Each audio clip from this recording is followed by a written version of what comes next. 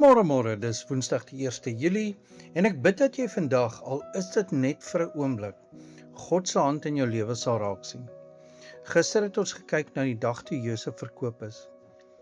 Juda was die een wat die voorstel gemaak het. Kom, laat ons hom verkoop. En toe die silwer in sy hand is, draai hy om en loop weg. Weg van sy broers, weg van sy pa, weg van die pyn. Vandag gaan ons verder in Genesis 38 en ons behandel vers 1 tot 11. En die titel van ons dagstukkie is God vergeet nie. Nou hier's 'n vraag vir jou vandag. Weet jy hoekom mense hierdie spesifieke hoofstuk so vinnig verbyblaai? Nou eerstens, dit wat hier gebeur maak mense verskriklik baie ongemaklik. 2 seuns sterf, een na die ander, onder die oordeel van die Here. En later in die verhaal doen Juda iets wat sy hele naam in skaamte sou kon laat verdwyn. Dis nie jou gewone Sondagoggend verhaal nie. Dan is daar nog iets. Baie mense ken eenvoudig net nie die agtergrond nie. Wat is 'n swaars huwelik? Hoekom is Onan se optrede so ernstig? Sonder daardie konteks lyk dit soos 'n vreemde los storie wat nêrens heen beweeg nie. En dan is daar nog iets. Genesis 37 eindig met Josef in Egipte. Maar Genesis 39 begin weer met Josef in Egipte. En skielik, tussenin, is daar hierdie hoofstuk oor Juda. Baie mense blaai sommer net verby, maar dis hier wat hulle mis. Die man in hierdie verhaal, Juda, is dieselfde man wat later sy lewe sal gee vir sy broer. As jy Genesis 38 oorslaan, gaan jy Genesis 44 nooit regtig verstaan nie. Hier is nie 'n onderbreking in die storie nie. Hierdie is 'n keerpunt in 'n mens.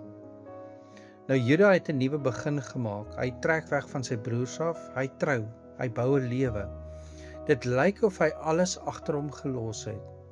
Maar sonde bly nie agter net omdat jy verhuis nie. Dit ry saam met jou. En Juda kry 3 seuns, Onan en Sela. Vir kry hy 'n vrou, Tamar. En dan lees ons in Genesis 38 vanaf vers 7 tot 11. Maar die eerstgeborene van Juda, het die Here mishaag. Daarom het die Here hom laat sterwe. Toe sê Juda vir Onan, gaan in by die vrou van jou broer en sluit die swaars huwelik met haar en verwek vir jou broer 'n nageslag. Maar Onan het geweet dat die nageslag nie syne sou wees nie. Daarom het hy, elke keer as hy by die vrou van sy broer ingaan, dit op die grond verderwe, om vir sy broer geen nageslag te gee nie. En dit was verkeerd in die oë van die Here. Daarom het hy hom ook laat sterwe. Toe sê Juda vir Tamar, sy skoondogter, bly 'n weduwee in die huis van jou vader, totdat my seun Sela groot is. En Tamar het gegaan, en sy het gewag. Juda probeer sy pyn agterlaat deur sy omgewing te verander. Hy het weggetrek, 'n nuwe lewe gebou, 'n nuwe huis, 'n nuwe begin. Maar hy het homself saamgeneem. En wanneer sy seuns een vir een sterf, gebeur iets wat ons almal ken. Hy soek iemand om te blameer en sy oë draai na Tamar. En skielik sien hy nie sy eie gebrokenheid nie. Hy sien 'n probleem buite homself. Tamar word die sondebok. Miskien straf die Here my deur haar, dink hy.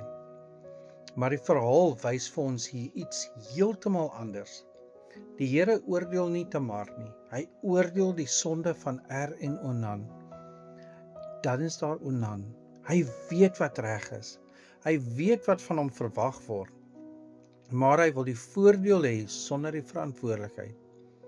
Hy doen die plig, maar sonder die hart daaragter. En die Here sien dit. En dan is daar Tamar. Dink net vir 'n oomblik aan haar. Sy word teruggestuur na haar pa se huis. En sy wag, dag na dag, jaar na jaar, met 'n belofte wat net nie kom nie. Nou daar's 'n besonderse woord in hierdie gedeelte wat maklik misgekyk word. Die teks sê Juda het afgegaan. Nie net fisies weggetrek van 'n plek nie, maar sy lewe het begin afdraand gaan. Dis dieselfde soort taal wat later gebruik word wanneer mense geestelik wegdryf. Vergelyk dit met Josef wat ook afgedaal het na Egipte, maar nie omdat hy wou nie. Hy is soontoe geneem. Juda het gekies, soos Lot wat na Sodom beweeg het, soos Jona wat probeer wegvlug het, soos Juda wat sy eie pad gekies het. Maar hier is die troos. God bly nie agter wanneer mense wegbeweeg nie. Hy trek nie sy beloftes terug omdat iemand afdwaal nie. Hy bly getrou, selfs in die afdraande paaie van 'n mens se lewe. Selfs daar is hy nog besig om te werk. En dit is die wonder van hierdie verhaal. As dit van Juda afgehang het, was daar geen hoop nie. As dit van Tamar afgehang het, was daar geen uitkoms nie. Maar dit het nog nooit van mense afgehang nie. Dit het nog altyd van God afgehang. Nou Moses skryf hierdie verhaal neer sowat 1440 jaar voor Christus. Die gebeure self het omtrent 1700 jaar voor Christus afgespeel. En in die middel van hierdie gebroke familie, in hierdie verhaal van verlies en mislukking en wagtyd, loop God se plan steeds reguit deur. En ons sien dit later in Matteus 1 vers 3. Juda was die vader van Peres en Serach by Tamar. Tamar by die naam genoem in die geslagsregister van Jesus. Dit is die evangelie. God skryf nie mense uit wanneer hulle gebroken is nie. Hy werk juis deur daai gebrokenheid.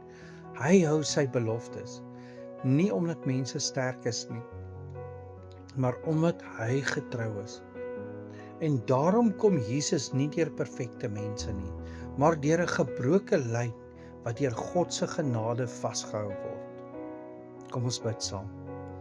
Here onsse God, U is die God van belofte, die God wat nie vergeet nie, die God wat nie sy woord verbreek nie. Here, ons bid vandag vir elkeen wat soos Juda voel, wat probeer wegstap het, 'n nuwe begin gemaak het, maar steeds met sy eie hart saamloop. Vader, U weet dat hulle nie ver van U af is nie. U het hulle nog nooit gelos nie. Here, ons bid ook vir die wat soos Tamar voel, vasgevang in wagtyd, in stilte, in onsekerheid. Here, laat hulle weet, hulle is nie vergete nie. Hulle is nie uit U storie geskryf nie. U naam is oor hulle lewe en U plan staan vas. Here, ons dankie dat Jesus gekom het deur 'n lyn van mense wat gebroken was, maar nie verlate nie. Here, vergewe ons sondes vandag. Ons bid dit in die naam van Jesus Christus, deur die kragtige werking van die Heilige Gees. Amen. En onthou vandag, jy is dalk die Bybel wat iemand vandag moet ontmoet. Moenie dink God is klaar met jou nie, al voel dit of jy afgedwaal het. Juda het afgedwaal en God het hom nie gelos nie. Tamar het gewag en God het haar nie vergeet nie. God is altyd getrou, selfs in jou afdraande, selfs in jou wagtyd. Hy los nie sy mense nie. Ek hoop jy het 'n geseënde Woensdag.